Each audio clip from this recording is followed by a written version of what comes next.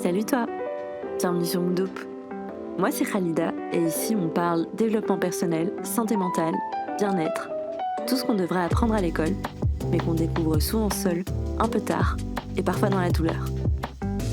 Retrouvons-nous un dimanche sur deux pour t'inspirer et t'aider à avancer à ton rythme. Parce que ta santé mentale mérite toute ton attention et parce que t'as le droit de rayonner sans te cramer les ailes. Allez, c'est parti!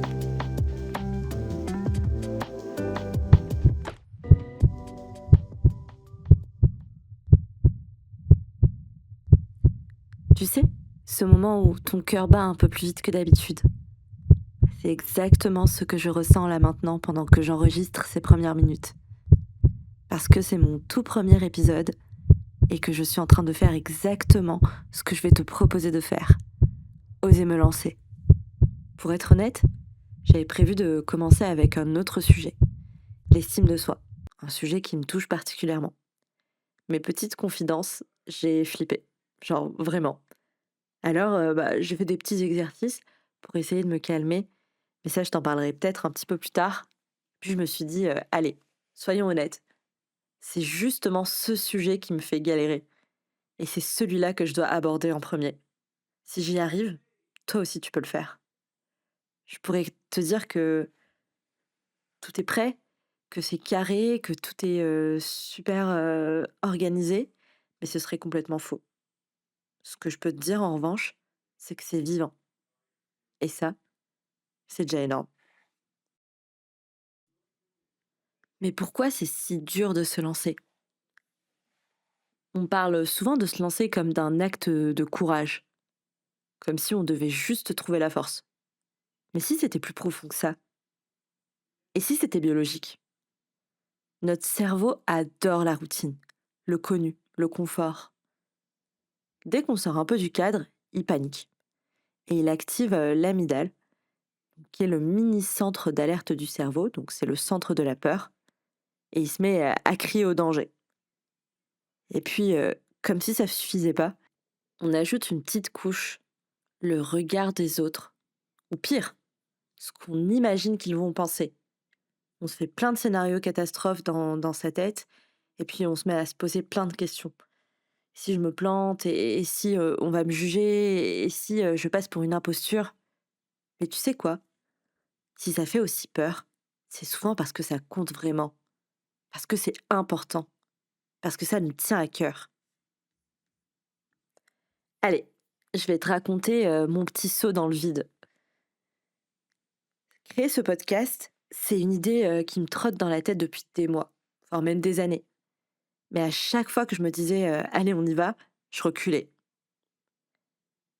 Parce que je voulais que ce soit parfait, parce que je me disais plus tard, parce que j'avais peur. Pas peur du micro, mais peur d'être entendue, vraiment entendue. Et puis un jour, j'en ai eu marre. Marre d'attendre le moment parfait. Alors je me suis posé la question, et si le bon moment c'était juste maintenant, là, tout de suite, même si je tremble, même si je bégaye. Du coup, j'ai pris une feuille, écrit les grandes lignes de cet épisode, branché mon micro, appuyé sur enregistrer, et me voilà. On est souvent super fort, super forte pour trouver des excuses, non? J'ai pas le temps, c'est pas le bon moment, je suis pas prête, prêt. Mais soyons honnêtes, derrière tout ça, il y a surtout des peurs déguisées. La peur d'échouer, évidemment, mais aussi la peur de réussir. Ah oui, oui, ça existe. Et puis la peur d'être jugée, d'être trop visible, peur qu'on découvre finalement qu'on n'est pas si parfaite, si parfait que ça. Et souvent, on se dit qu'on a besoin de plus de préparation. Mais non. Ce qu'il faut, c'est un premier petit pas. Se lancer, c'est pas juste cocher une case, c'est changer d'énergie. Et tu sais ce que tu gagnes tout de suite? De la clarté. Tant que ton idée reste dans ta tête, elle est floue, elle est encombrante.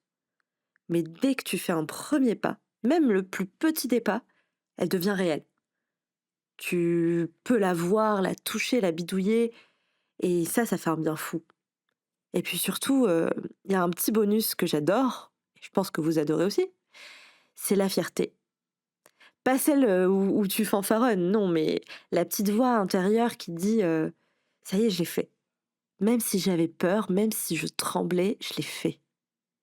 Et cette flamme-là, eh ben, elle va éclairer tes prochains pas. Allez, go pour te partager mes 5 astuces préférées pour justement oser te lancer. Mon premier conseil serait de fractionner. C'est quoi le premier petit pas que tu peux faire là, tout de suite, maintenant? Je ne sais pas si par exemple tu souhaites écrire un article de blog, mais que ça te paralyse, oublie le blog entier. Commence par ouvrir ton ordinateur, note quelques idées, juste des mots-clés, pas forcément un roman. Ou alors poste un extrait sur Instagram ou sur LinkedIn pour voir ce que ça donne.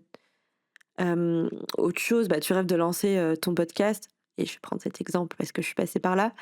Enregistre juste une phrase, même bancale.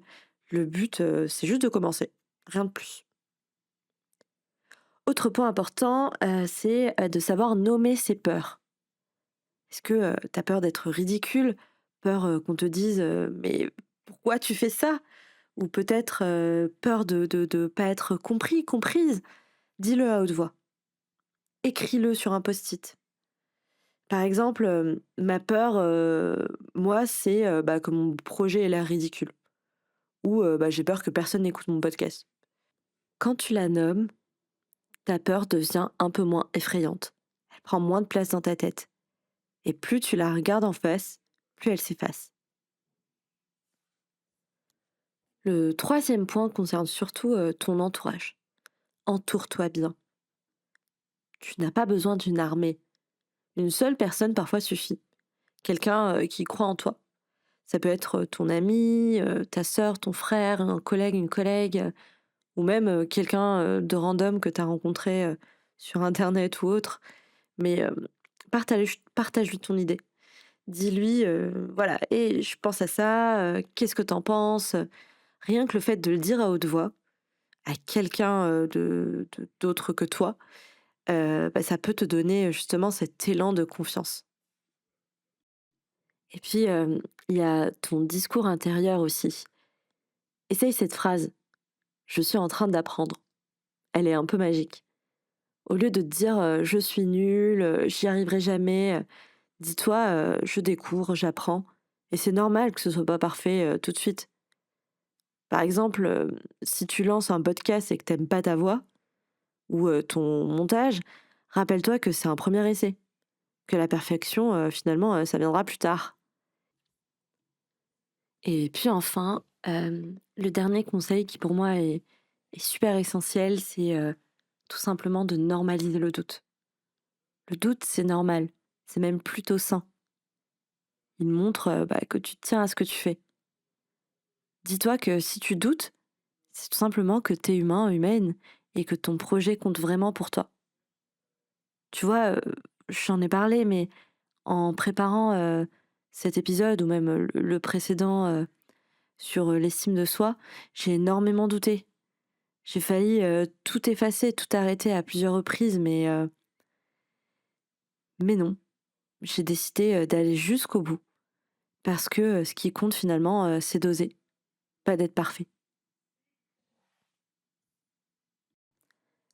Et voilà, on est arrivé à la fin de ce tout premier épisode et j'ai envie de te poser une dernière question.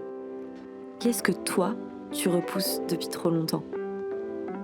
Un projet, une conversation, une décision? Et si tu faisais juste un premier petit pas? Pas demain, pas quand tout sera parfait, mais maintenant. Même tremblant, même imparfait. Pour t'aider, je t'ai préparé un petit cahier d'exercices que tu pourras télécharger et tu le trouveras directement dans ma bio. Si cet épisode t'a parlé, si tu t'es reconnu dans mes doutes, mes hésitations, ou si ça t'a juste donné envie de passer à l'action, partage-le autour de toi. À une personne qui a besoin d'un petit coup de pouce, à un ami, une amie, un collègue, quelqu'un qui attend peut-être juste le déclic, ou même à toi-même pour plus tard, quand tu auras besoin d'un petit rappel. Je te dis à très bientôt pour un prochain épisode et d'ici là, prends soin de toi.